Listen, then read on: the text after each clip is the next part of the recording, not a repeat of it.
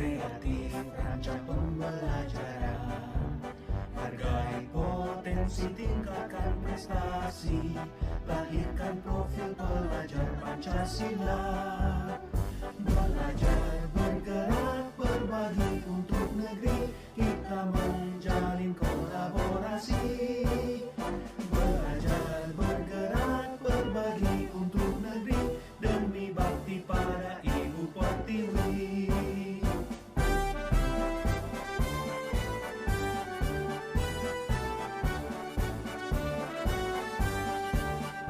Bulatkan tekad, kuatkan hati, negeri ini memanggilmu kawan. Belajar, bergerak, berbagi untuk negeri, guru penggerak, majukan pendidikan. Guru penggerak menghamba pada murid, kreatif, rancang pembelajaran. Hargai potensi, tingkatkan prestasi, lahirkan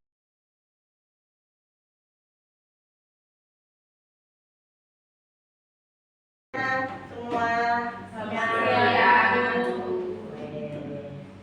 Terima kasih sudah memberikan waktu hari ini, siang ini.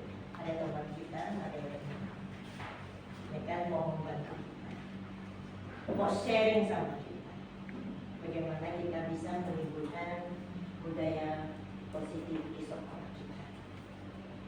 Kita berharap paparan yang akan disampaikan oleh teman Ibu Maria Retno bisa membantu kita untuk semakin memahami dan mengerti bagaimana caranya agar kita bisa menjalankan tugas kita dengan baik. Dan tentu kita berharap bahwa memang budaya positif yang kita tanamkan di sekolah dan anak-anak juga bisa tumbuh di dalam budaya yang positif. Gitu ya, kira-kira seperti itu teman-teman. Semoga paparan ini sungguh membantu dan waktu saya berikan kepada Ibu Maria Retno. Semangat! Semangat! Terima kasih.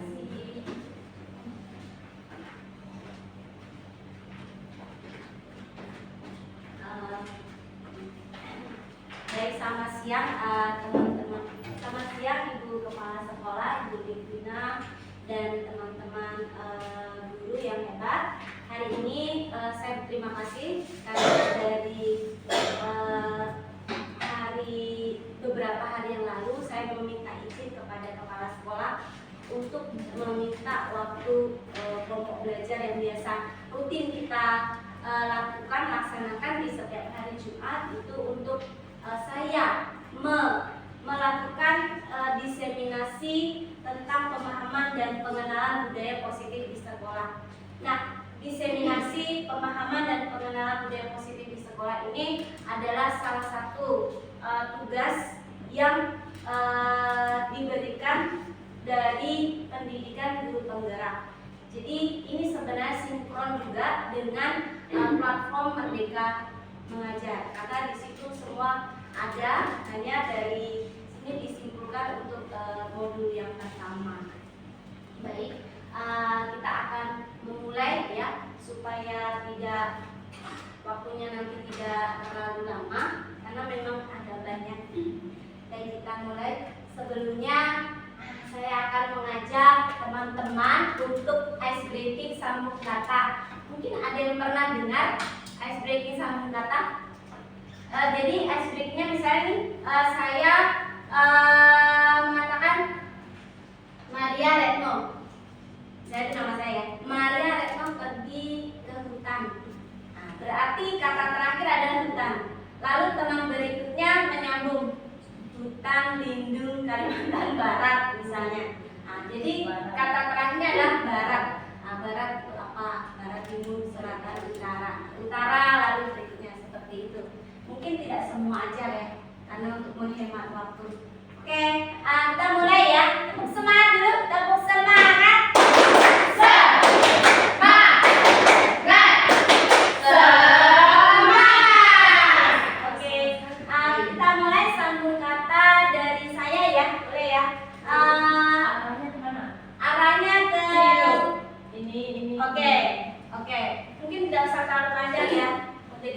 Mungkin beberapa aja.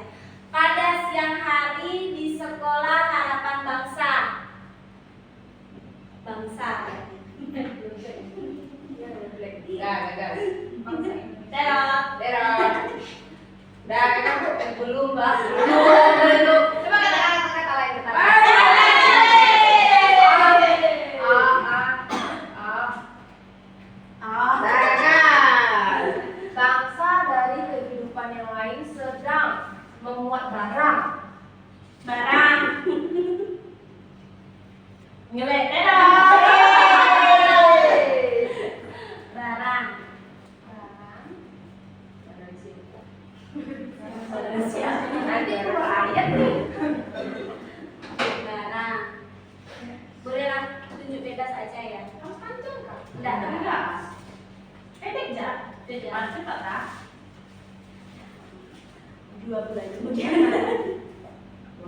Apa ya barangnya?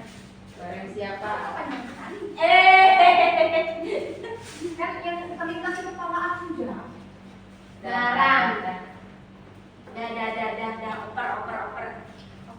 Oper misalnya. Barangkali Miss Rima mau menambahkan. Ya, menambahkan tentang bagaimana menu makanan kita besok. Besok adalah hari Sabtu. Sabtu adalah harinya kita bersenang-senang. Senang-senang kemudian tulisan ke belakang. Jadi semua bakalan soalnya cuma sedikit ke belakangan. Belakangan ya. Ke belakang. Belakangan ini. Belakangan ini sering hujan. Hujan itu turunnya air.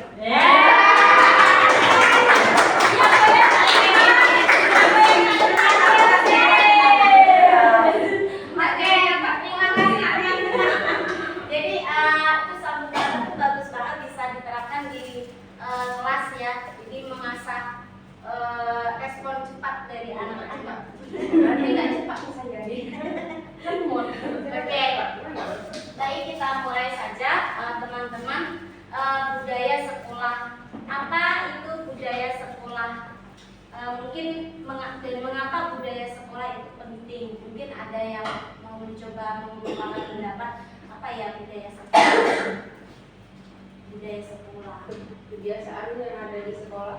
Kebiasaan yang ada di sekolah boleh. Mungkin ada lagi Kultur dari sekolah. kultur ya, kultur dari sekolah.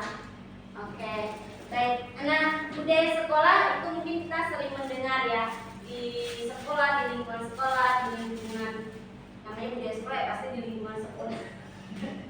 Bahkan kita sering mengucapkan di lingkungan sekolah. Dan mengapa budaya ini sangat penting? Karena budaya sekolah itu merupakan suatu hal yang kecil kemudian menjadi sebuah kebiasaan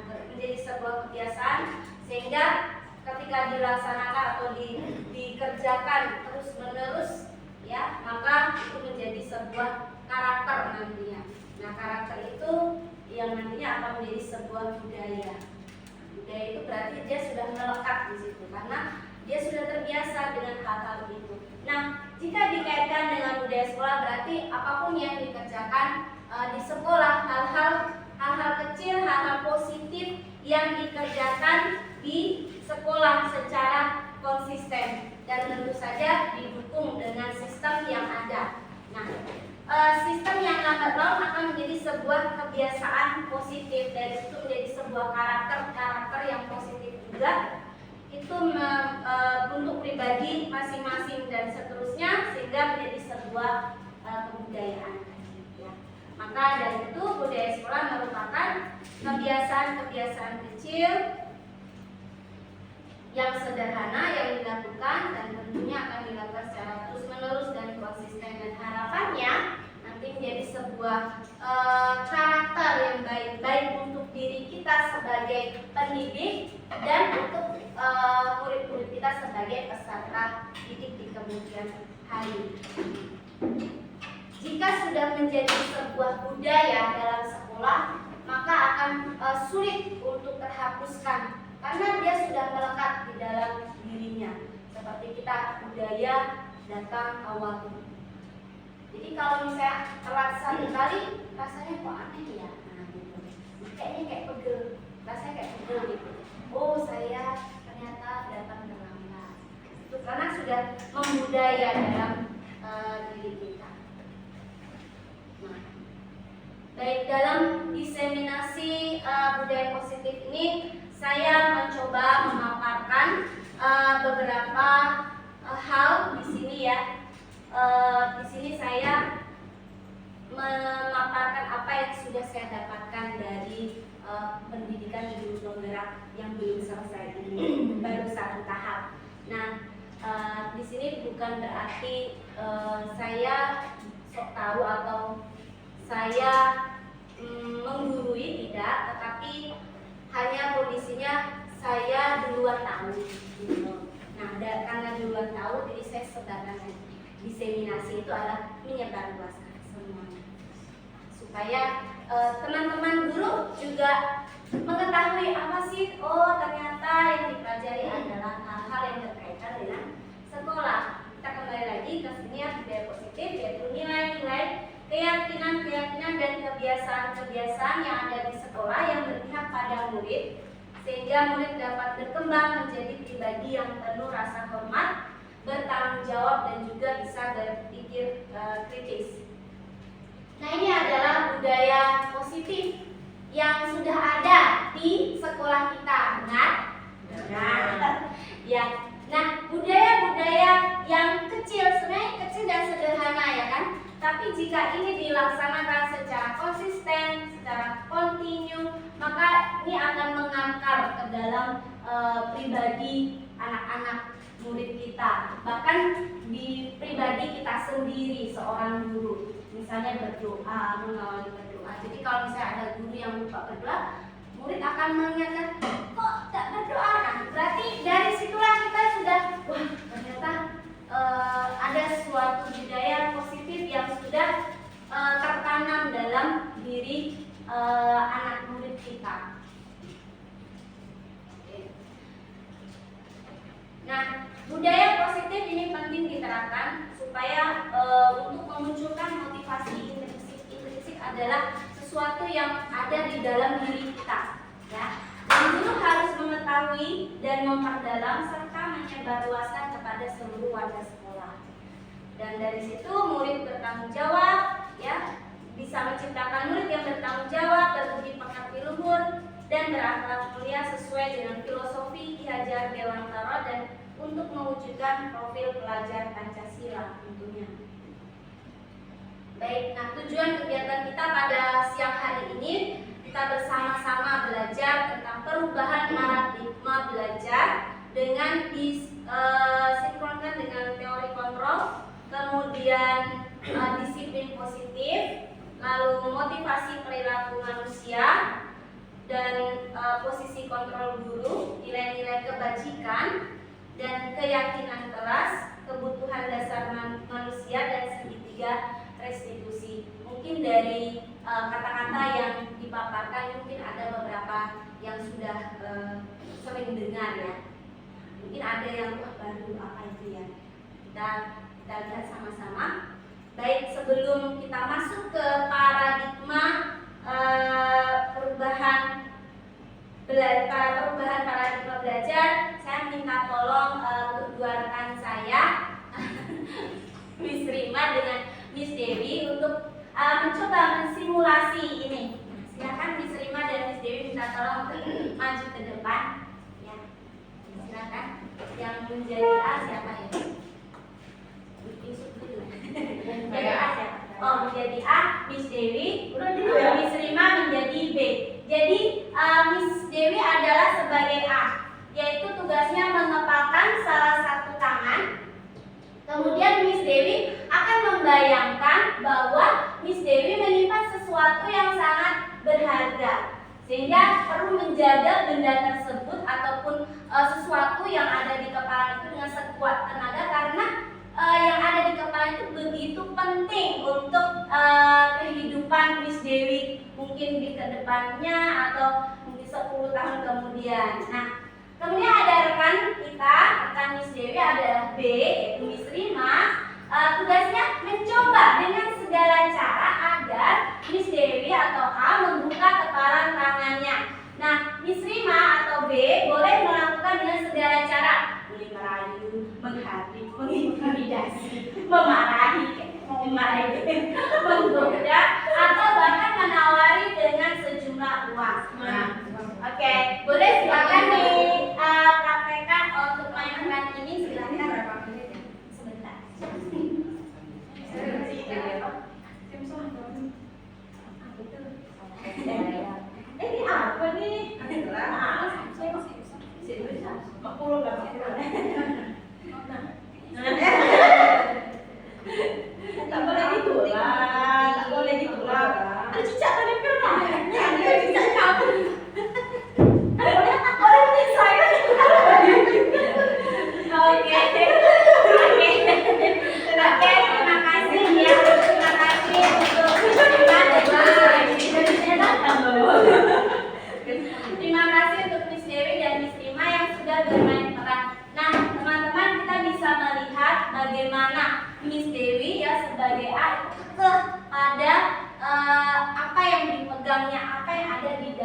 kepala tangan sampai Miss Dewi pun sudah ditawarin 50.000 ya. 50.000 tapi tetap nggak mau. Nah, kira-kira kita mau tanya nih, apa yang ada di dalam kepala tangan Miss Dewi tadi? Nggak ada Pak. Masa depan. Masa depan. Masa depan. Ya, oke. Nah, tangan yang untuk Miss Dewi yang ternyata masa depan Miss Dewi ada di bawah. Asik. Oke. Nah, jadi kita lihat bahwa Miss Dewi itu yakin dengan apa yang sudah diyakininya. Karena Miss Dewi sudah yakin, maka dia mempertahankan prinsipnya, tidak ada seorang pun yang bisa mengganggu gugat impiannya ya. Oke. Jadi ada. Oke. Nah, jadi dari simulasi bermain peran ya tadi antara si A dan si B yang dilakoni oleh Miss Dewi dan Miss Rima tadi, kita bisa melihat bahwa hal ini sesuai dengan kontrol, sesuai dengan teori kontrol, di mana Miss Dewi yang itu berlaku sebagai A itu mempunyai kontrol atas dirinya sendiri. Ya, selama ini kita mungkin miskonsepsi ya, salah konsep bahwa kita berpikir kita sebagai orang dewasa berhak untuk memaksa, sekalipun kita menyuruh murid melakukan sesuatu, tetapi sebenarnya murid itu memiliki kontrol untuk dirinya sendiri. Nah, kita lihat di sini. Di sini perubahan paradigma teori kontrol. Ilusi yang pertama adalah guru mengontrol murid. Jadi sebenarnya ini hanya ilusi. Ketika kita guru mengontrol murid itu sebenarnya ilusi. Pada dasarnya kita tidak dapat memaksa murid kan untuk berbuat sesuatu jikalau murid tersebut memilih untuk tidak melakukannya. Walaupun tampaknya kita guru sedang melakukan kontrol, coba kamu melakukan sesuatu ini, tapi sebenarnya hal demikian itu yang terjadi adalah murid sedang memberikan izin kepada dirinya sendiri supaya guru itu mengontrol dirinya. Jadi itu yang sebenarnya yang terjadi. Nah, saat itu bentuk kontrol guru menjadi sebuah kebutuhan dasar yang dipilih murid. Nah, ini adalah paradigma tentang teori kontrol. Kemudian ilusi yang kedua, penguatan positif itu efektif dan bermanfaat. Ya, misalnya, oh kamu bagus, kamu ini. Nah, sebenarnya itu kontrol tersebut yang dipunyai adalah murid, bukan kita yang memberikan penguatan positif. Karena jadi bisa jadi murid tersebut ketika mendapatkan pujian, mendapatkan penguatan positif, murid tersebut melakukan karena ya memang disuruh, ya kan? Karena ada hadiah, nah seperti itu. Nah, kemudian ilusi yang berikutnya adalah kritik dan membuat orang merasa bersalah itu dapat menguatkan karakter. Misalnya kamu terlambat kenapa? Nah, jadi dikritik, rumahmu kok dekat, kenapa bisa terlambat? Jadi dia merasa mulai bersalah. Di situ justru bukan menguatkan karakter. Maksud kita mungkin sebagai guru, kamu besok karena rumahmu dekat, jadi kamu besok berangkatnya lebih awal. Nah, itu sebenarnya malah bukan menguatkan karakter, malah justru dia akan bangun pagi, dia datang lebih awal, tetapi karena ingat pesan dari gurunya, berarti dia merasa ada sesuatu yang membayangi. Nah, itu di situ si murid ini sedang mengizinkan guru untuk mengontrol dirinya, padahal kontrol yang sesungguhnya adalah pada dirinya sendiri. Kemudian ilusi yang kedua adalah orang dewasa memiliki hak untuk memaksa. Jadi kalau anak tidak mau nulis, ayo tulis gitu. ini yang sebenarnya biasa sering terjadi ya di guru-guru kelas 1. Oh, nggak dapat nilai nih. Nah, ini di sini sebenarnya ilusi karena kontrol yang sesungguhnya sekali lagi itu ada pada murid sendiri. Kita tidak bisa memaksa murid untuk kalau dia lagi atau kalau dia tidak mau menulis, ya nggak mau. Jangan-jangan dia menulis karena memang terpaksa. Saya dipaksa sama gurunya, kalau nggak dapat nilai. Nah, itu berarti ada ketakutan sendiri. Nah, ini adalah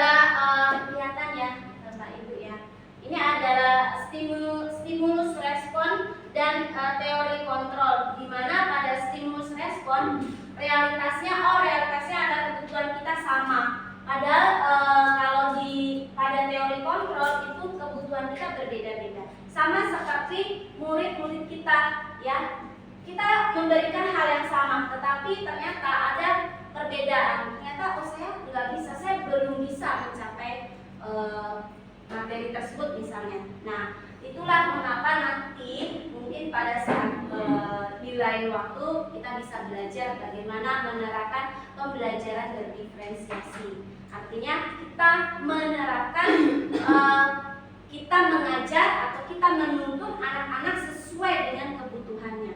Jadi kita tidak bisa dalam kurikulum merdeka kita sudah nggak bisa lagi, masa kamu ini fakultas ya, kayaknya kita nggak bisa lagi seperti itu karena ada pembelajaran berdiferensiasi. Nah, disinilah kita melihat bahwa kebutuhan anak itu berbeda satu dengan yang lainnya.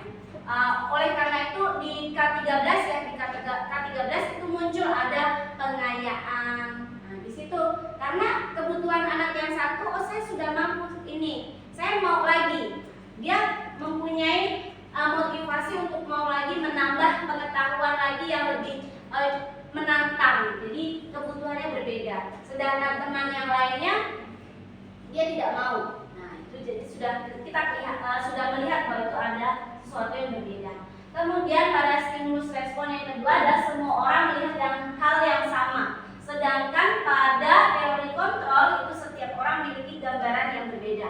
Contohnya seperti ini, pada saat orang misalnya ada orang yang ingin mendaftar sekolah harapan bangsa. Nah, orang melihat bahwa oh gedungnya luas, tetapi si A orang lain yang A itu melihat bukan dari sisi gedungnya, tetapi misalnya oh gurunya itu baik-baik misalnya seperti itu. Tapi ada juga yang melihat oh di sana di harapan bangsa eksponya macam-macam, ada robotik, ada cooking, ada badminton dan seterusnya. Nah, itu jadi pandangan mereka itu berbeda-beda. Jadi semua orang melihat atau memiliki gambaran yang berbeda-beda. Kemudian stimulus berikutnya adalah perilaku buruk dilihat sebagai suatu kesalahan. Sedangkan pada teori kontrol semua perilaku memiliki tujuan. Jadi ini contohnya pada murid anak-anak kita yang melakukan misalnya ada mendorong teman ya. Jadi mungkin kita langsung mengatakan bahwa kamu nggak boleh gitu, itu salah misalnya seperti itu. Nah, tetapi pada teori kontrol kita diingatkan bahwa mungkin dia mendorong itu ada tujuan tertentu. Nah, dia memiliki semua perilaku, semua tindak tanduk itu memiliki tujuannya masing-masing. Kemudian orang lain, stimulus respon berikutnya, orang lain bisa mengontrol saya. Lalu pada teori kontrol hanya Anda yang bisa mengontrol diri Anda. Jadi kita bisa mengontrol diri kita sendiri, bukan orang lain. Apalagi saya bisa mengontrol orang lain. Tidak, tapi Anda tidak bisa, pada teori kontrol Anda tidak bisa mengontrol orang lain. Yang ada adalah orang lain itu memberikan izin dirinya dikontrol. Jadi kontrol itu pada intinya adalah yang terjadi adalah diri kita sendiri ya.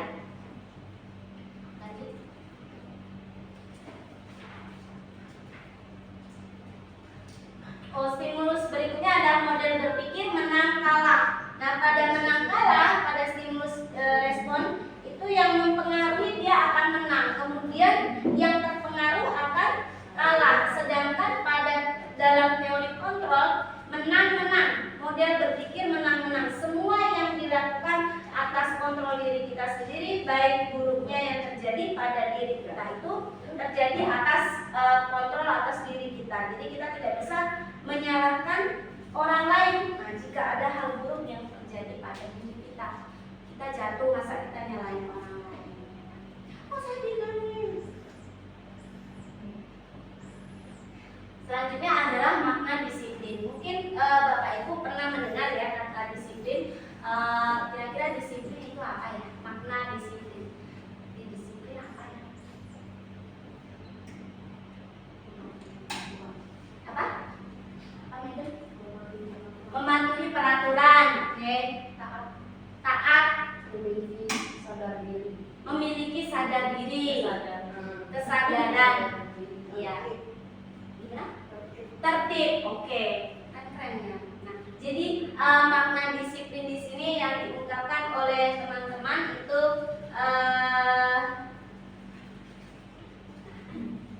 tidak jauh dari kata tertib, patuh ya, taat ya kan. Nah, ini padahal kita review lagi ini di PMM juga ada sebenarnya.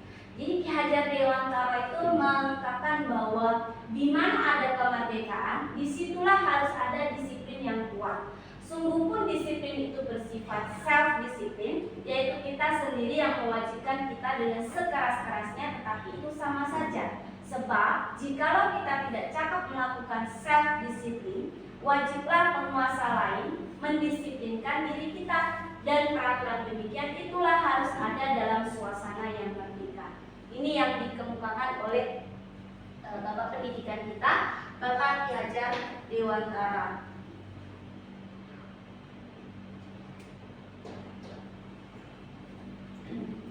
Nah, makna disiplin berikutnya adalah dari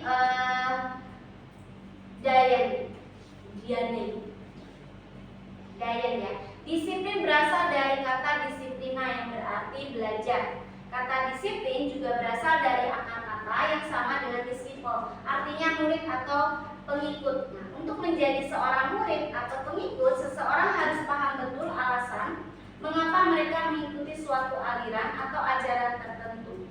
Sehingga motivasi yang terbangun adalah motivasi intrinsik dan bukan ekstrinsik.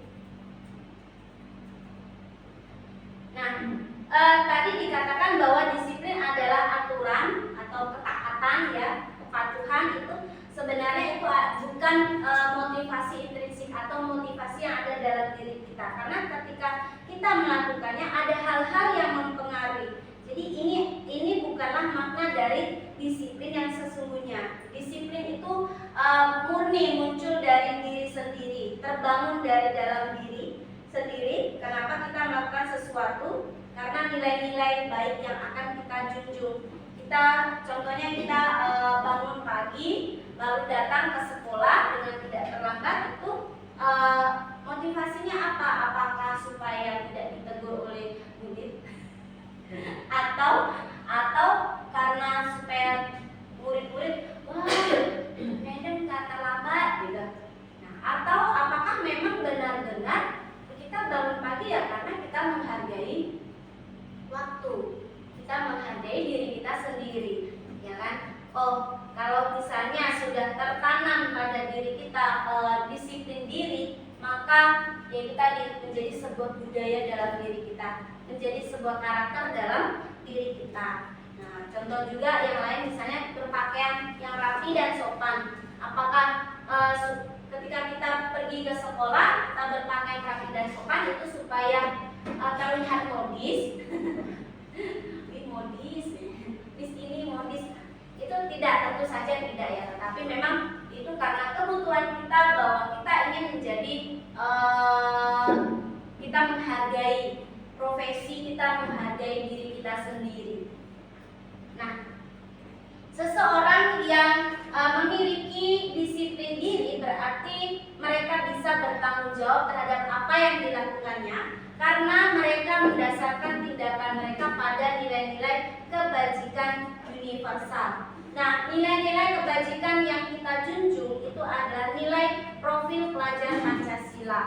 Nilai-nilai ini yang kita junjung dalam menerapkan disiplin di sekolah kita, dan nilai-nilai ini juga menjadi harapan ya supaya tertanam kepada semua murid peserta didik kita dengan dimulai dari pembiasaan kecil yang dilaksanakan secara kontinu dan konsisten. Nah, nilai dari profil pelajar Pancasila itu yang pertama adalah beriman, bertakwa kepada Tuhan Yang Maha Esa dan berakhlak mulia. Kemudian berkebinekaan global, bergotong royong, berkreatif, bernalar kritis, dan mandiri. Nah, nilai-nilai kebajikan itu apa? Nilai-nilai kebajikan adalah nilai-nilai yang disepakati bersama, terlepas dari sukunya apa, agamanya apa, bahasanya apa, maupun latar belakang. Itu adalah nilai-nilai kebajikan. Ini adalah contoh-contoh dari nilai-nilai kebajikan sebuah institusi institusi atau organisasi. Nah, kalau di Indonesia sendiri tentu saja nilai kebajikan yang menjadi goal dari setiap dari pendidikan di Indonesia yaitu terwujudnya peserta didik yang memiliki nilai-nilai profil pelajar Pancasila yang tadi ya. Kemudian dari PYP, nah ini ada banyak sekali ya, toleransi, rasa hormat dan seterusnya. Ada juga Indonesian Heritage Foundation, ini juga ada. Dan sebenarnya masih banyak lagi yang lain ya. Ini adalah contoh-contoh nilai kebajikan institusi atau organisasi.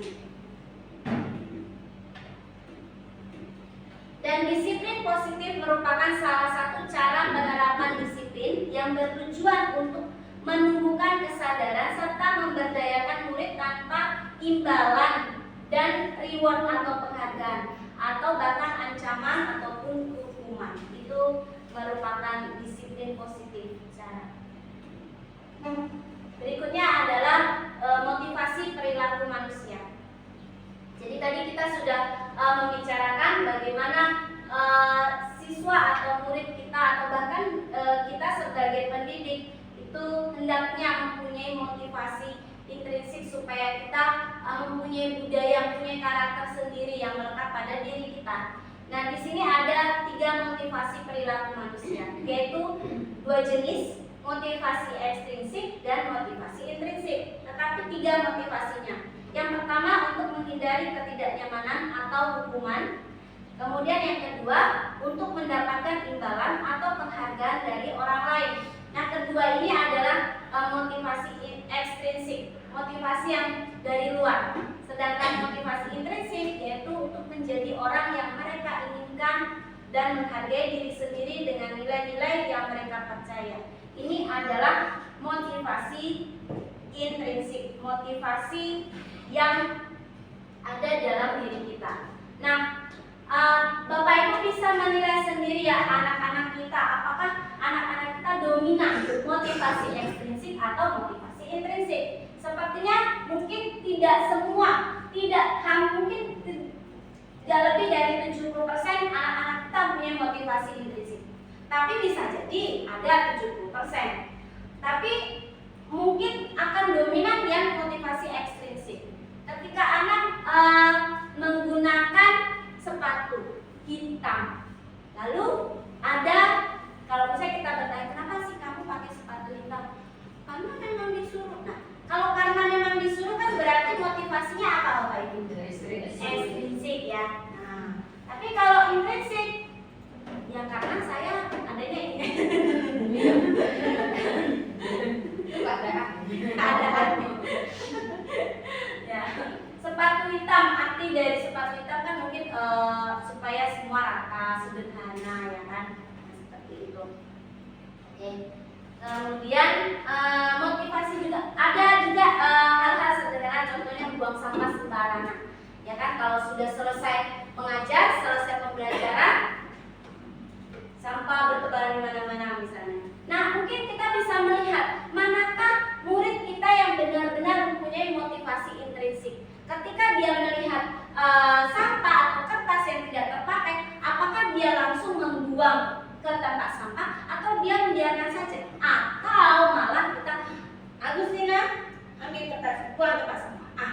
Berarti apa? Dia memang melakukan, tetapi dia apakah dia motivasi ekstrinsik atau intrinsik? Ekstrinsik. Karena apa? Karena dia menghindari hukuman, ya kan? Menghindari ketidaknyamanan. Nanti kalau aku nggak buang, ini misalnya Agustina, saya marah atau seperti itu, atau dicakap ya kan? Seperti itu. Atau bisa jadi pada saat guru siapa yang bisa mengerjakan silakan maju, madam kasih hadiah. Ini dia, ini yang biasa sering terjadi. Saya kadang juga gitu sih. ternyata itu malah menumbuhkan motivasi ekstrinsik, malah menebalkan motivasi ekstrinsik. Ternyata seperti itu ya. Jadi anak mau maju, tetapi ternyata mendapat penghargaan, mendapat timbal balik, dapat imbalan, itu malah menebalkan si ekstrinsiknya, menipiskan intrinsik. Padahal kita pengen ya, kita sih pengennya menebalkan intrinsik. ada suatu cerita ya, pemberian stiker. Nah, jadi mungkin dari sini kita bisa belajar ya teman-teman bagaimana ternyata pemberian hadiah itu bisa menipiskan intrinsik dan malah menambahkan ekstrinsik. Nah, bagaimana dengan pemberian hadiah? Nanti kita akan bahas. Dan kemana-mana ya. Tetap di. Oke, mungkin Bapak Ibu kita tepuk semangat lagi ya. Tepuk semangat.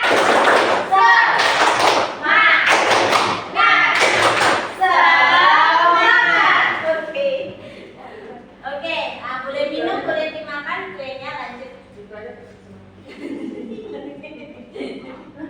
Oke, nah, kan saya minum ya.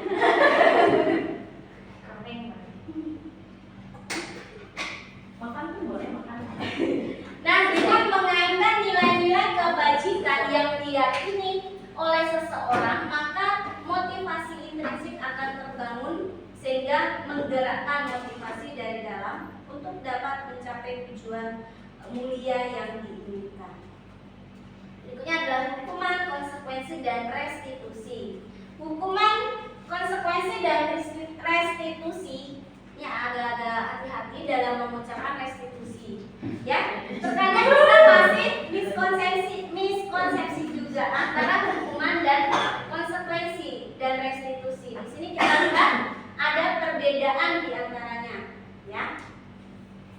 Nah, di sini hukuman bersifat satu arah, kemudian dari pihak guru yang memberikan. Sedangkan konsekuensi itu sudah terencana, sudah disepakati bersama-sama. Dan restitusi, sekarang pembandingnya bukan 2 tetapi 3. Restitusi bukan untuk menebus kesalahan, namun untuk belajar dari kesalahan. Kemudian hukuman tanpa melalui suatu kesepakatan. Lalu hukuman yang diberikan bisa berupa fisik maupun psikis.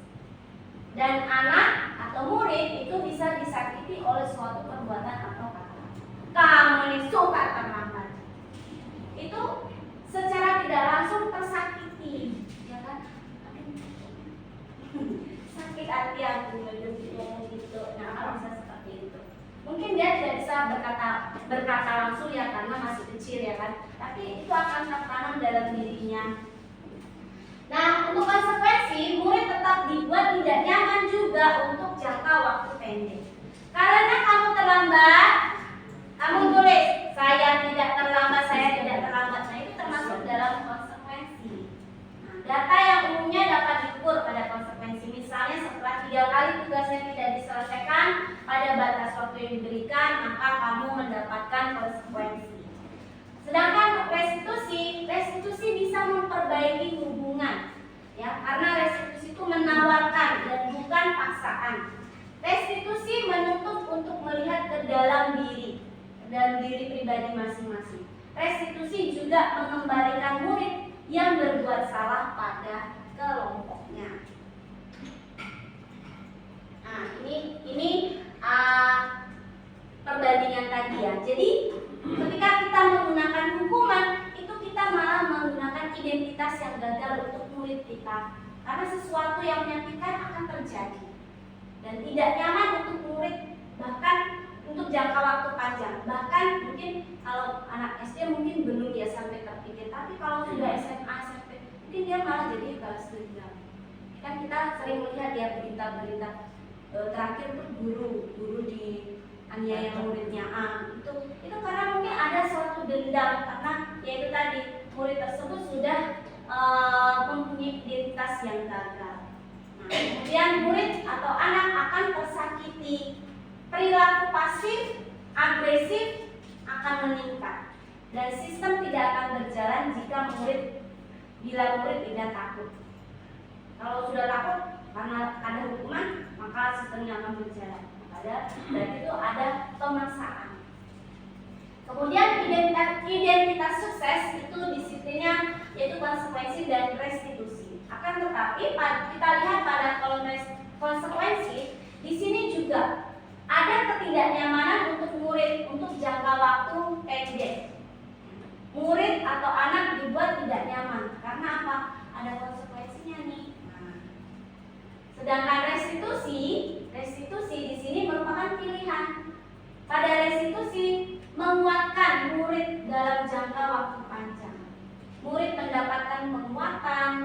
masalah terpecahkan, ya ada solusinya, dan murid belajar bertanggung jawab untuk perilakunya.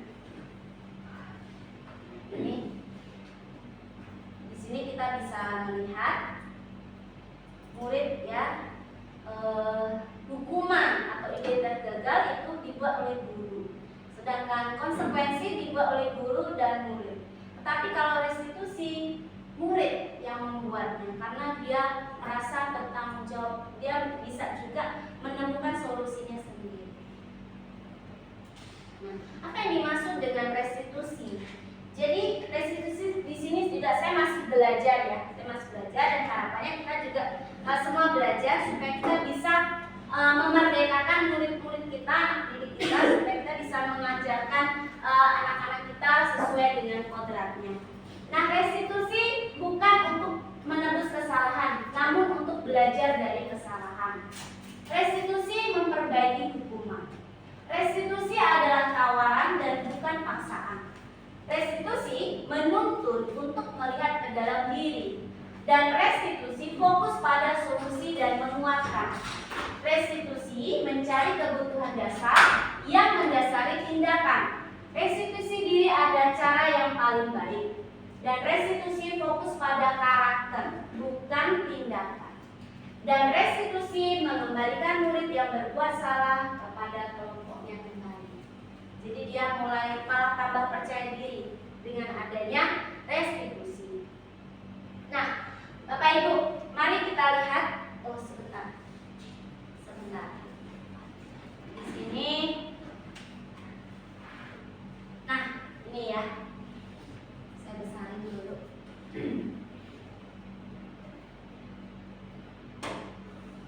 Sebentar.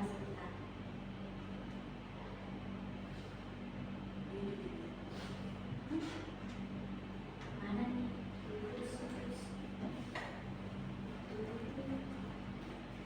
Sebentar Bapak Ibu.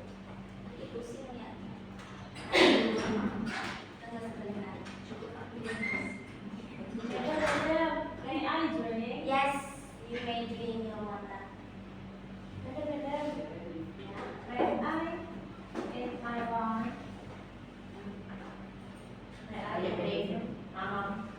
Mama ya. Bisa nggak sih? Ya. Kenapa bisa warna seperti ini? Boleh kan bentuk warnanya kan, tapi rasanya enak. Ya. Why? Enak warnanya seperti ini. Seperti ini.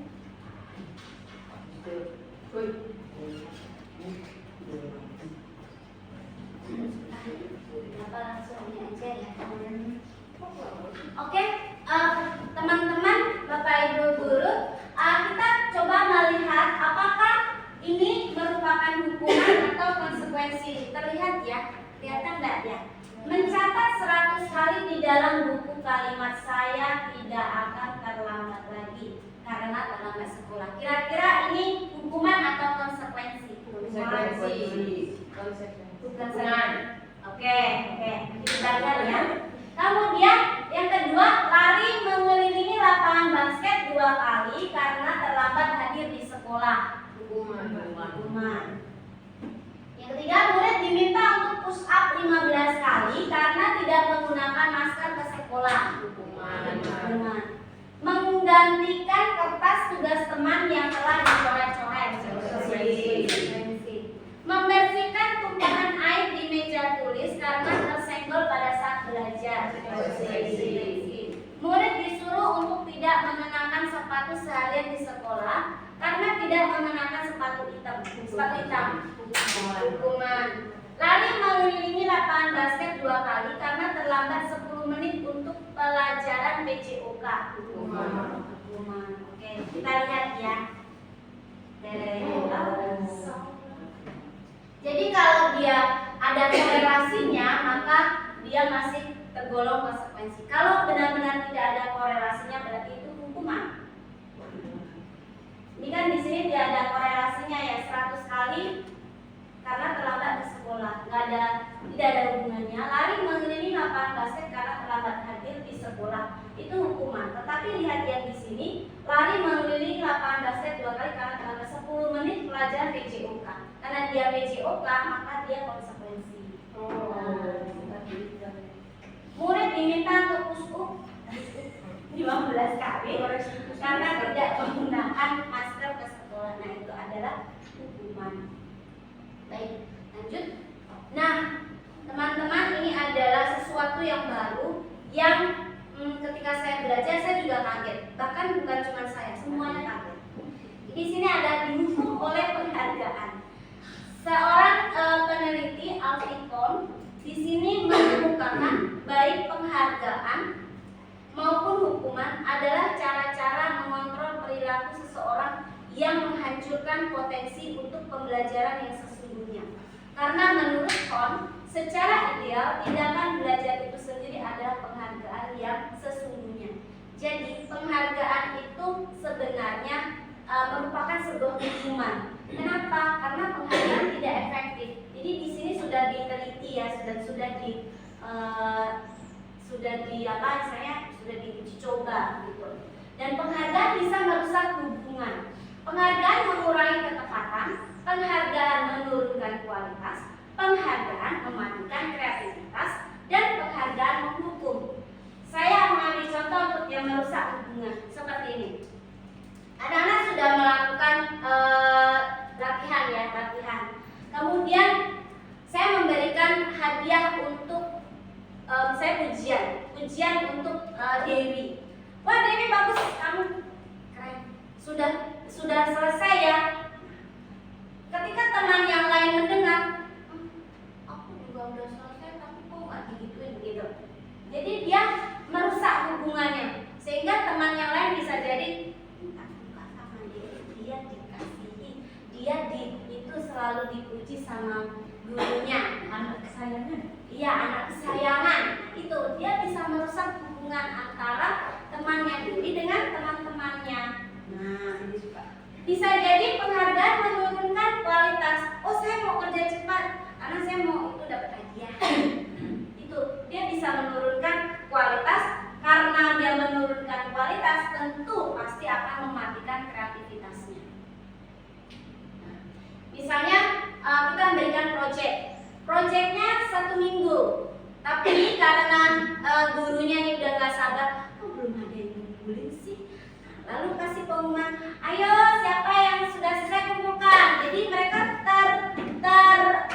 terstimulus ya untuk cepet siapa cepat ya mau cepat kumpulkan gitu kan. Jadi apa, dia melakukan atau mengerjakannya seada-adanya aja. Nah, sehingga bisa mematikan kreativitas dia dan bahkan bisa menurunkan kualitas. Kalau misalnya kita memberikan waktu 1 minggu ya udah nggak apa-apa 1 minggu juga gitu. Kalau misalnya si anak saya sudah buat, jadi kita bisa cek, oh boleh nih kamu tambahkan atau apa, mau ada yang ditambahin tidak?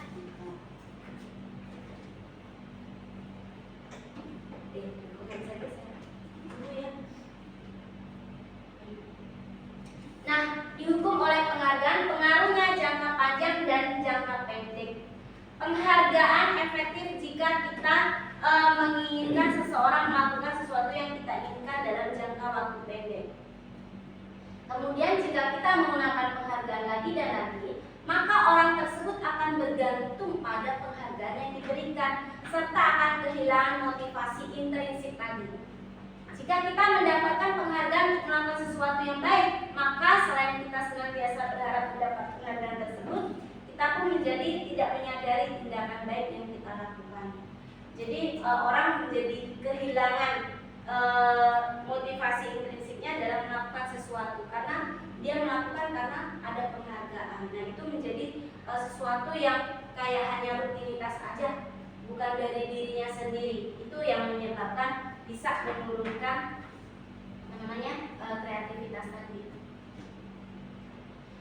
Baik, berikutnya teman-teman yaitu keyakinan kelas.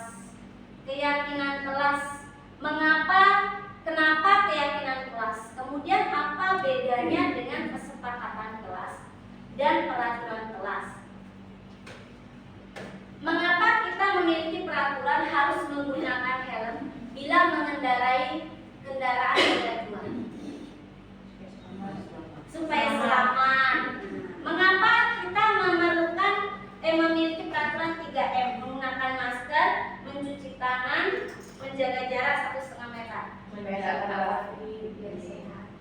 biar sehat ya, jaga kesehatan berarti. Mengapa kita memiliki peraturan harus datang tepat waktu pada saat mengikuti pelatihan?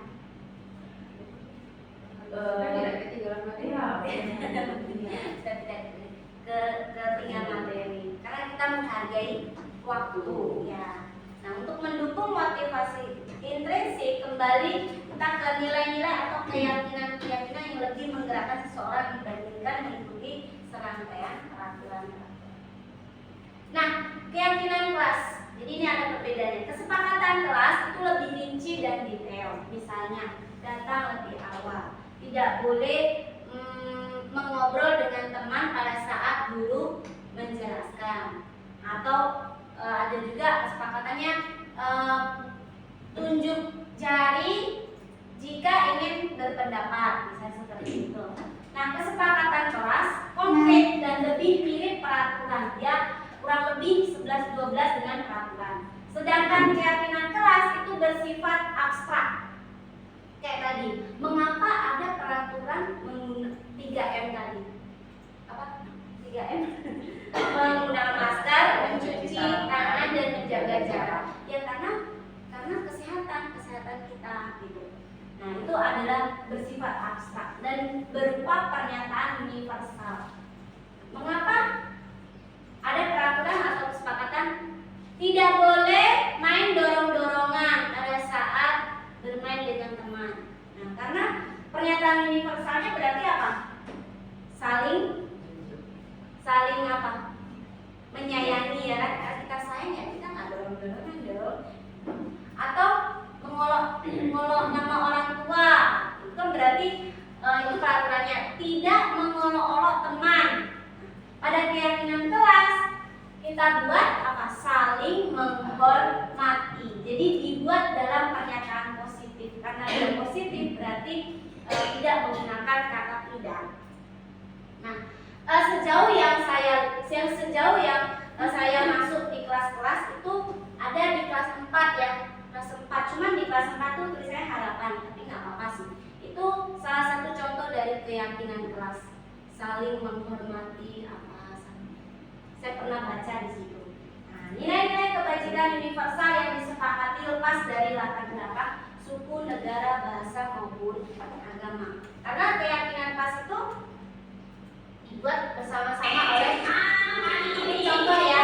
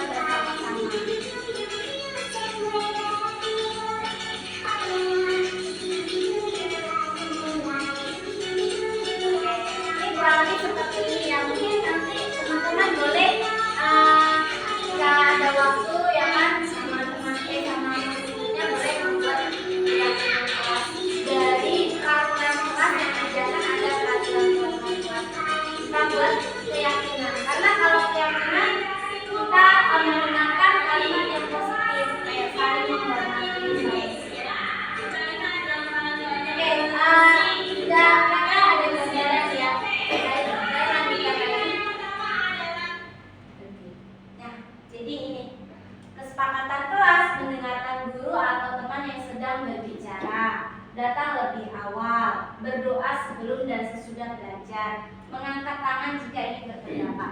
Pada keyakinan kelas kita ubah kalimatnya dengan saling menghormati. Datang lebih awal berarti bertanggung jawab. Berdoa sebelum berarti beriman dan bertakwa. Dan disiplin ya, datang lebih awal disiplin. Kemudian mengangkat tangan tadi saling menyayangi dan seterusnya seperti itu. Jadi menggunakan nilai-nilai kebajikan universal.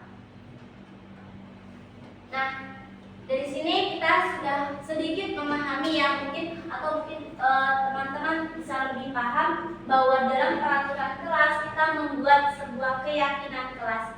Dari peraturan kelas kita membuat keyakinan kelas sehingga menimbulkan lingkungannya menjadi lebih positif karena disitulah anak-anak terlibat. Nah ini karena anak-anak terlibat, murid-murid terlibat berarti pendidikan itu berpihak pada murid karena mereka terlibat langsung sehingga terciptalah atau terwujudlah budaya yang positif. Baik, selanjutnya adalah 5 kebutuhan dasar. 5 kebutuhan dasar.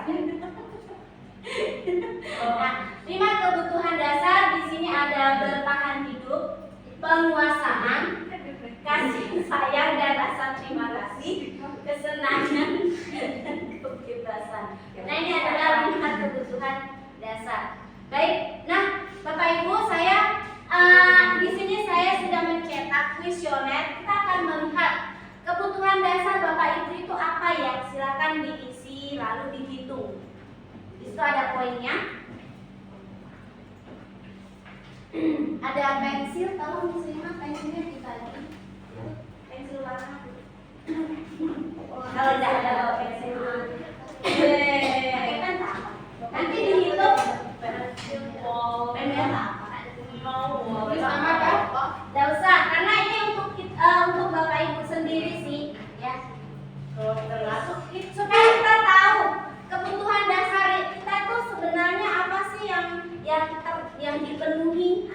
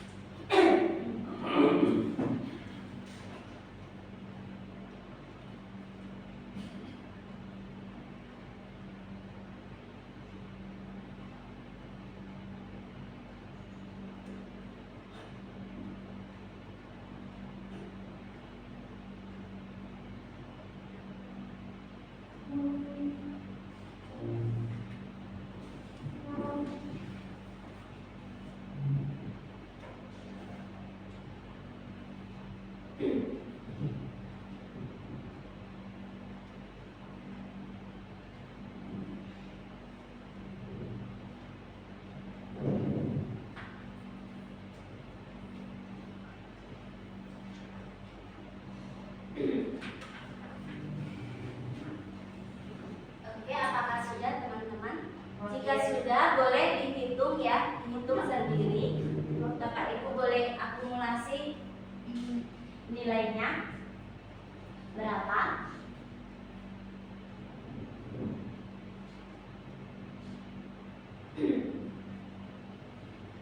Ini untuk diri kita sendiri sih.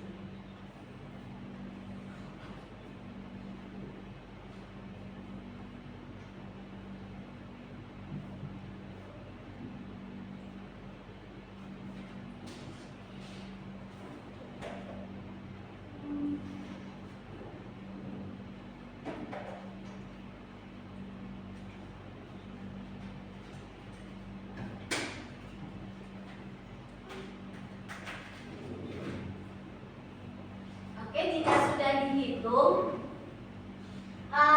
kita berada di kolom yang mana? Di 1 sampai 10 atau 11 sampai 20? 1 sampai 10, nomor 1 sampai 10 itu berapa skornya? 11 sampai 20 itu skornya berapa? 21 sampai 30 skornya berapa? 31 sampai 40 bulat tadi. 31 sampai 40 itu berapa?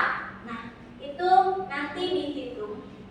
Lalu mungkin nanti boleh diselesaikan di rumah aja ya. Lalu nanti saya akan bagikan ini. Jadi supaya kita tahu kebutuhan saya apa, yang paling tinggi apa gitu. Nah, pada kolom 1 sampai 10 itu adalah kebutuhan dasar kasih sayang dan rasa diterima. Itu kolom 1 sampai 10, 11 sampai 20. Per 10 per 10. Dihitungnya per 10 per 10. Nanti kita lihat mana poin yang tertinggi. Kolom 1 sampai 10 itu rasa kasih sayang dan rasa diterima. 11 sampai 20 itu kekuasaan. 21 sampai 30 itu kebebasan. 31 sampai 40 itu kesenangan. Nah, itu nanti akan saya bagikan saja. Kekuasaan itu 11 sampai 20. Menurut saya ada banyak hal yang lucu ya. Siapa ini? 21 30 itu kebebasan. 31 sampai 40 itu kesenangan. Enggak, 1 sampai 10. 10. Kita ada pergi membaca maaf. Setiap 10 dihitung. Begitu ya. Jadi PR lagi.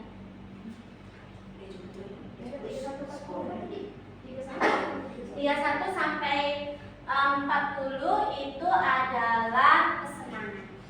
10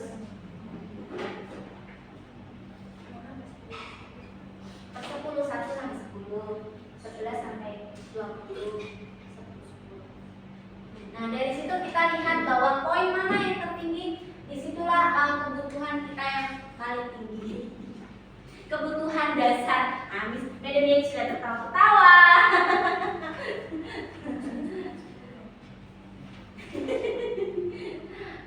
Kebutuhan dasar apakah yang sudah dibagi oleh Madam ini? Tahu ya? Mungkin dia kesenangan.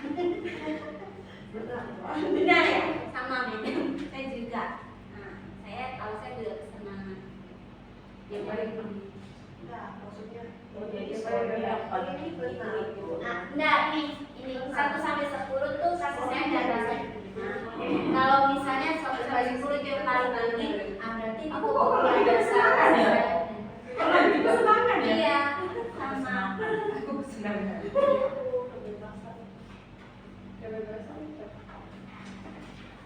Oke, sudah ya. Kebebasan paling rendah.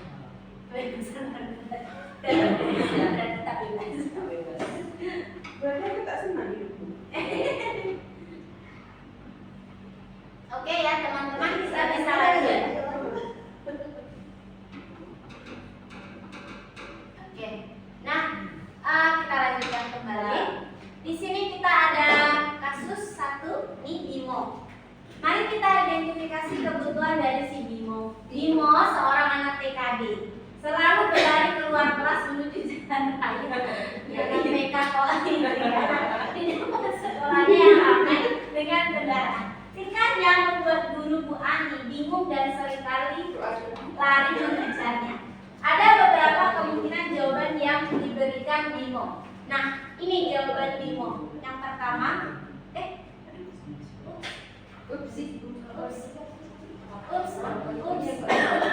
salah ketik teman-teman.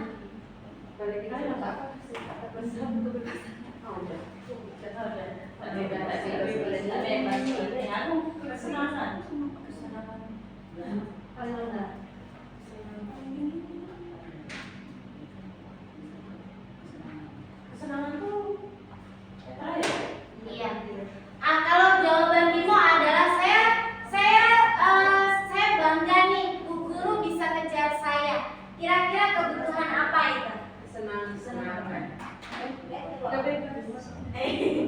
Bu Guru bisa kejar saya loh. Nah, dia senang tuh karena gurunya bisa kejar dia.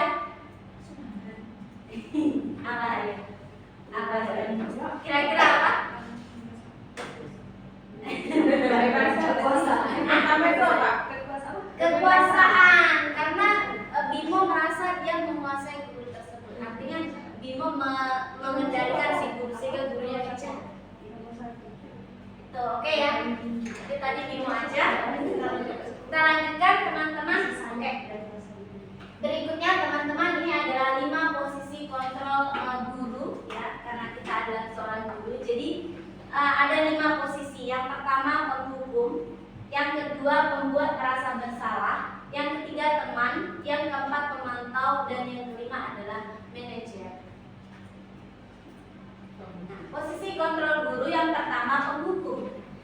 Sebagai penghukum, posisi guru sebagai penghukum itu biasanya menggunakan kata-kata seperti ini: patuhi aturan saya, atau awas, kamu selalu saja salah.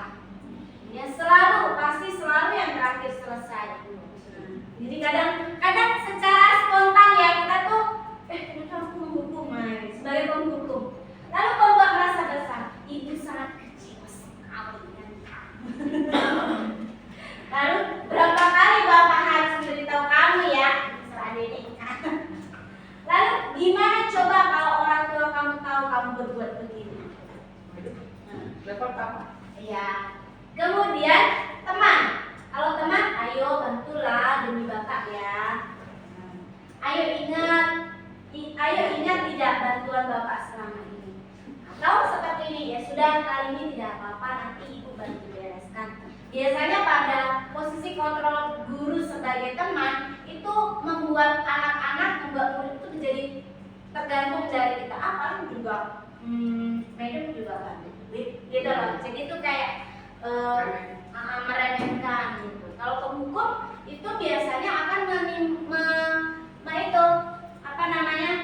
menjadikan traumatik sehingga menjadi kadang yang lebih parahnya menjadi balas dendam seperti tadi yang sudah dikatakan. Kemudian pemantau ini lebih ke flashback ke peraturan. Nah, kamu tidak pakai sepatu hitam, peraturannya apa? Nah, itu pemantau. Apa yang telah kamu lakukan? Kemudian seorang pemantau juga sanksi atau konsekuensinya apa? Gitu. Sedangkan manajer di sini apa yang kita yakini? Kembali ke keyakinan kelas. Apakah kamu meyakininya? Kemudian jika kamu meyakininya, apakah kamu bersedia memperbaikinya? Jika kamu memperbaiki ini, hal ini menunjukkan apa tentang dirimu? Lalu apa rencana kamu untuk memperbaiki hal ini? Ini sebagai manajer. Berani jawab pula. Maaf, ini Sekarang keliling lapangan basket 5 kali sekalian. Yang Biar kapok. bisa kita lihat ini adalah guru Pergi sana ke lapangan dengan basket. posisi penghukum. Posisi penghukum biasanya berbicara dengan nada Ini ada di pen. menghardik, menunjuk-nunjuk, menyakiti, Berkaca dan pinggang, menyindir. membantah. Hukuman bisa berupa fisik maupun psikis. Ibu dan bapak guru hebat. Dampak yang terjadi pada murid ketika guru berada pada posisi penghukum adalah murid cenderung akan memberontak, bahkan menyimpan dendam.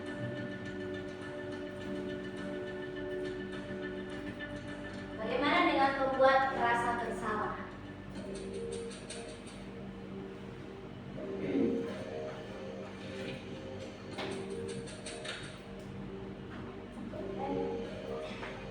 Naren,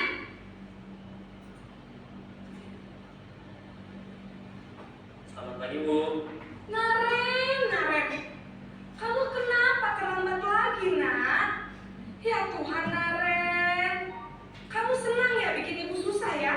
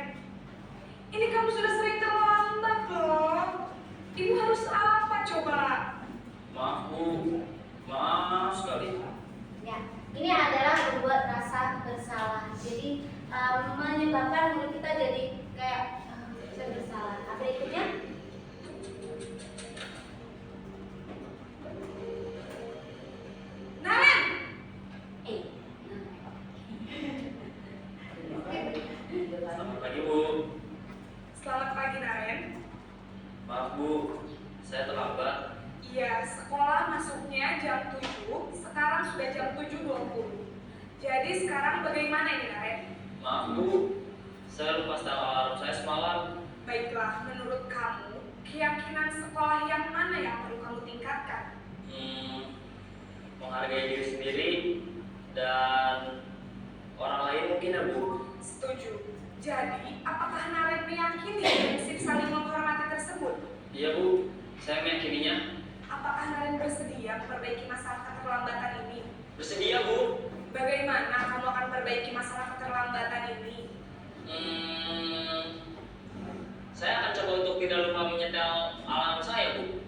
Baik, kalau Naren lupa menyetel alarm di rumah, ada orang yang kira-kira bisa bantu mengingatkan tidak?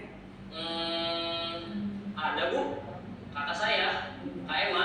Ada lagi selain Kak Emma? Selain Kak Emma, ada ibu saya. Baik, jadi yang mengingatkan Naren adalah Kak Emma dan ibu kamu ya?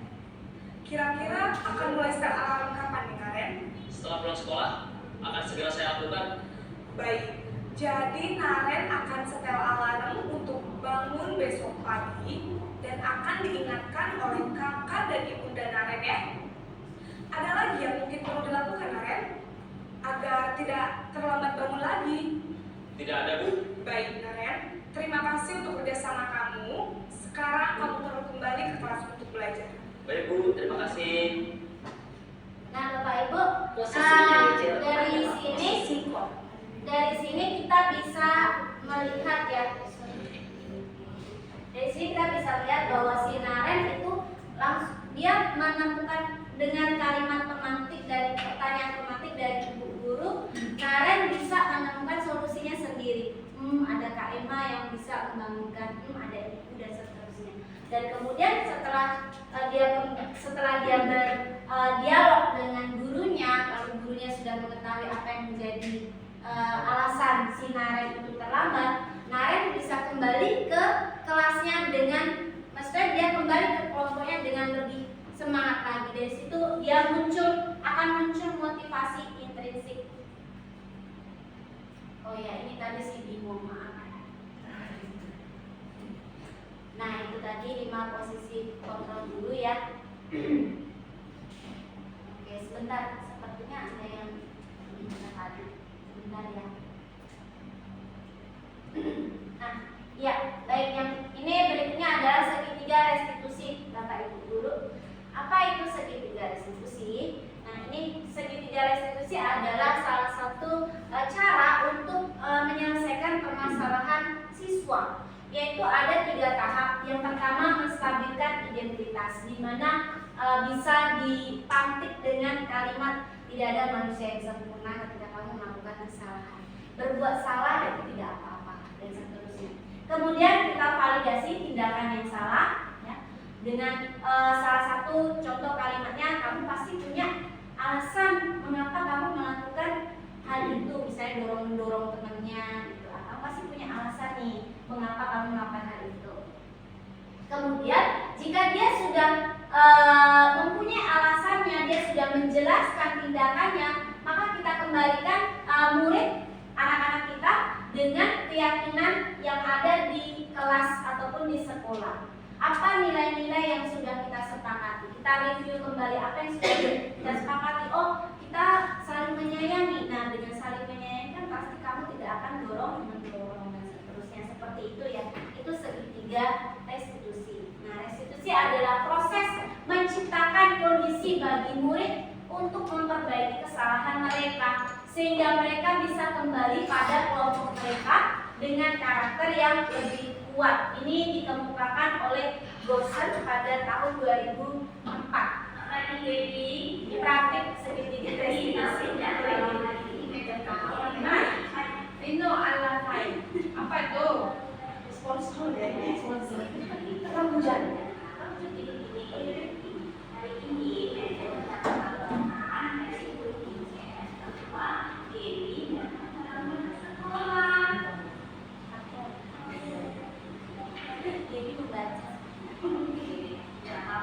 Gurunya juga membaca. Gunakan HP saya. Jadi saya juga rekamannya. Makanya ada laptop.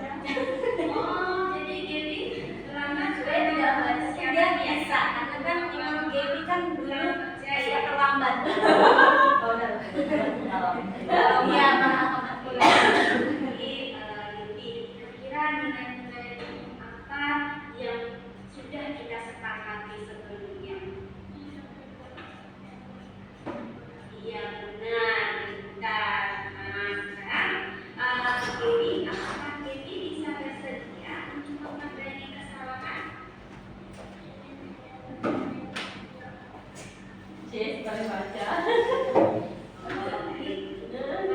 Perbaiki kesalahan itu bagus ya, tapi kira-kira bagaimana langkahnya jadi supaya kamu bisa memperbaiki kesalahan ini?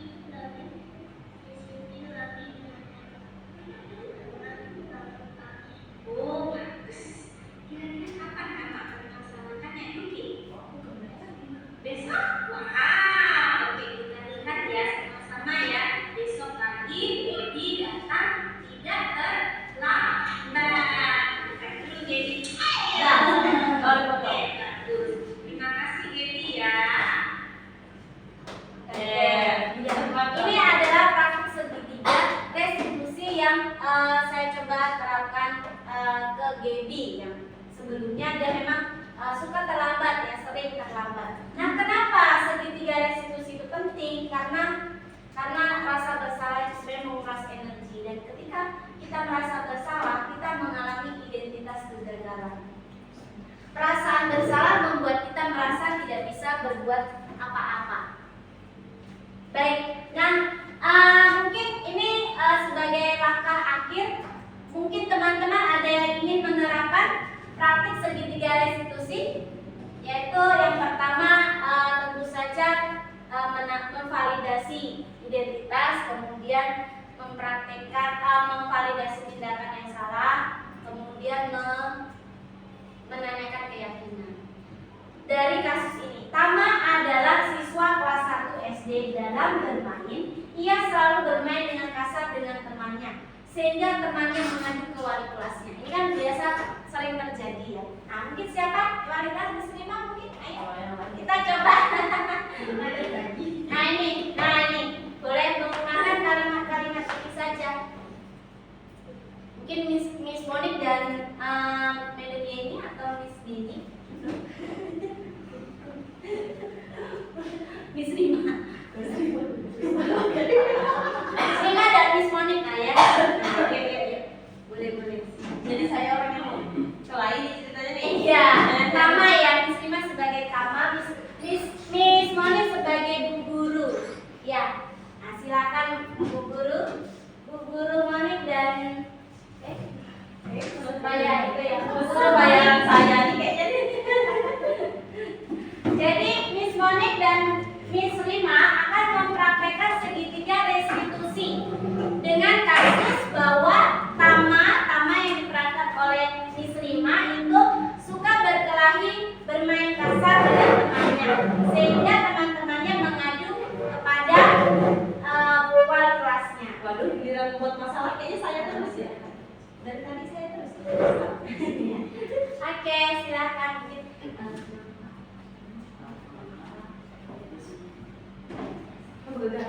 Sama Miss dapat laporan lagi sama teman dari temanmu. Kira-kira kamu tahu nggak kenapa kamu dipanggil lagi sama Miss? Bohong Bu, bohong, mana ada.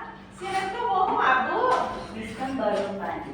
Miss tanyakan dulu apa alasannya kamu dipanggil. Tidak ada, tidak boleh pukul-pukul teman ya. Pukul teman, kamu Tidak pukul boleh, teman. tidak boleh pukul-pukul teman ya. Jadi kamu tadi ada pukul teman ya? Tidak, nanti teman sakit ya. Oh iya, teman sakit. Iya. Terus kalau misalkan kamu pukul teman bisa sakit, lalu gimana? Tidak boleh pukul teman, nanti teman sakit ya. Apa menurut kamu? Oh jadi alasannya kamu dipanggil ke sini karena kamu pukul ke teman. Tidak pukul Iya, teman. tidak boleh pukul ke teman. Apa nih? Tidak ada manusia yang sempurna ya, Mama ya. Iya Ibu. Harus saling menyayangi. Ulangi. Jadi kamu pasti punya alasan kenapa harus melakukan hal ini kan? Mau main ya, jadi dorong-dorong teman ya. Apa? Nah, dari pembelajaran kita sebelumnya, dari kesepakatan kita dan keyakinan kelas kita, apa nilai-nilai umum yang telah kita sepakati. Tidak boleh pukul-pukul teman. Baru saling menyayangi. Oke.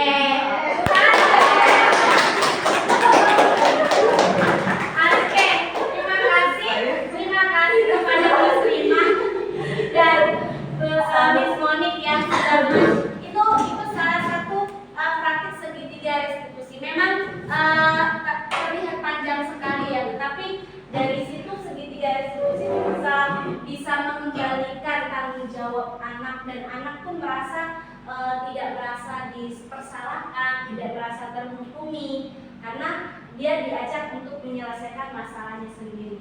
Nah, kebetulan saya bertanya kepada untuk saya bertanya dengan menanyakan kondisi anak. Saya bertanya bagaimana dengan anak dalam kurung berkebutuhan khusus. Apakah segitiga restitusi ini bisa berjalan? Nah, karena kan kita tahu sendiri ya, di sekolah kita ada beberapa anak yang memang memerlukan perhatian yang khusus. Nah, dari instruktur beliau mengungkapkan bahwa ada intervensi 30 detik. Jadi itu ada intervensi 30 detik. Misalnya seperti ini. Jika anak tersebut melakukan kesalahan, kita langsung tanyakan, apakah kamu ingin berbuat lebih baik lagi? Seperti itu. Contoh-contohnya seperti itu. Atau apakah kamu bisa mengubah kegiatan atau perilaku kamu saat ini menjadi sikap yang lebih membantu dengan cara yaitu tadi. Jadi guru di sini untuk anak yang berkebutuhan khusus tadi bukan sebagai manajer, tetapi untuk anak yang berkebutuhan khusus, guru di situ sebagai pemantau. Kita tidak bisa menerapkan posisi kita sebagai manajer untuk anak yang seperti itu. Tapi kita bisa menerapkan posisi manajer. Mungkin diharapkannya seperti itu ya, kita menjadi guru yang posisinya sebagai manajer, yaitu mampu mengakomodasi anak-anak sehingga mereka bisa mengetahui, mereka bisa menemukan kembali, mereka juga bisa bertanggung jawab atas apa yang sudah dilakukannya, sehingga mereka bisa kembali ke kelompoknya. Nah, baik Bapak Ibu, waktunya memang sudah pas. Terima kasih sekali. Jadi kita tutup untuk kegiatan destinasi ini. Jadi dalam penerapan program budaya positif, hendaknya guru memiliki standar kepribadian, profesional dan sosial yang baik, di mana guru mampu merefleksi dirinya dalam posisi kontrol saat ini. Bagaimana dirinya sebagai among, yaitu manajer, yang menuntun murid-muridnya menjadi insan yang mandiri, merdeka, dan bertanggung jawab. Nah, semoga pemaparan ini bisa memberikan manfaat bagi kita semua sebagai guru, di mana kita sebagai manajer, sebagai fasilitator, kita menuntun anak-anak kita supaya mereka menjadi insan yang bernalar kritis, sesuai dengan profil pelajar Pancasila, dan juga sesuai dengan visi Sekolah Harapan Bangsa. Terima kasih. Sebelumnya tepuk tangan dulu.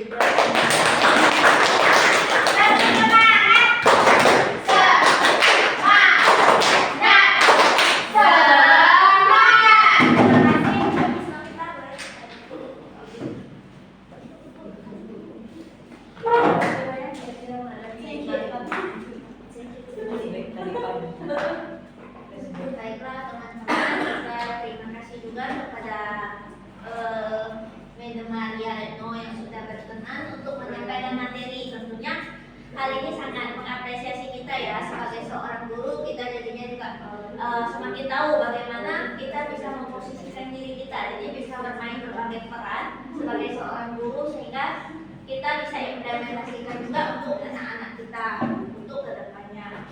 Terima kasih Madam Maria. Selanjutnya teman-teman, mengingat sekarang juga sudah pukul 3, jadi kita cepatkan aja ya. Kira-kira hari ini ada evaluasi nggak? Atau dari saya dulu yang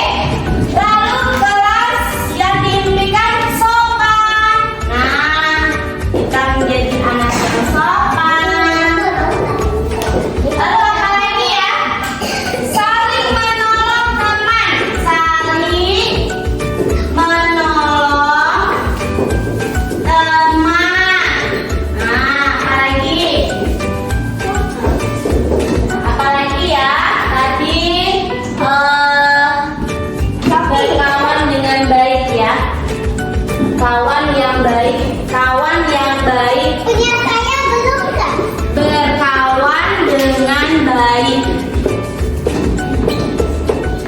Play nicely ya kan? Nah, lalu datang lebih awal. Datang lebih awal. Lalu apa lagi? Mendengarkan guru. Sopan itu sama dengan tidak mengejek teman ya kan, sopan berarti. Nah, lalu tidak ribut, sopan juga. Sopan tidak ribut. Punya saya. Mana punya Hana? Yang pink tuh. Oh ya, tidak tunjuk teman pakai jari tengah. Ah, itu sopan ya, disopan. Nah, sama. Lalu mendengarkan guru. Oke, kita punya enam keyakinan kelas. Oke, sekarang kita sama-sama membaca yang bersama-sama. Kelas yang diinginkan. 1, 2, 3.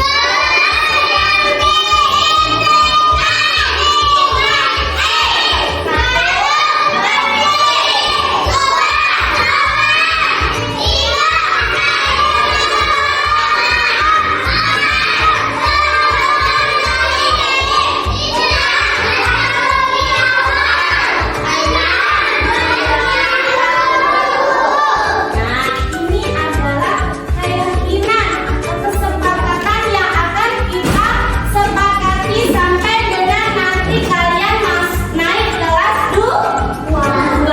Jadi kalau ada yang tidak menjaga kebersihan, kita saling menegur ya. Misalnya ada yang buang sampah kertasnya di bawah, nanti tegur. Ingat kita harus jaga kebersihan.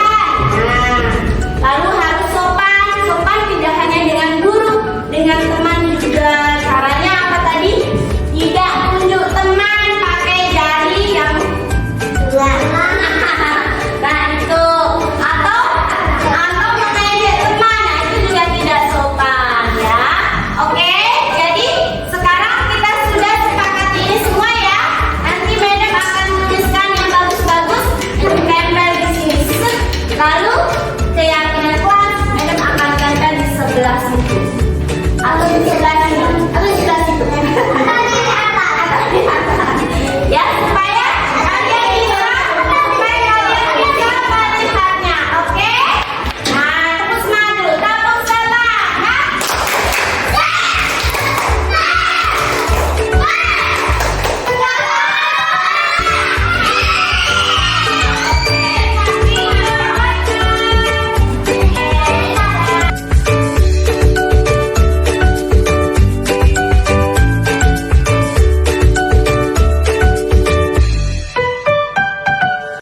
Materi hari ini diseminasi budaya positif.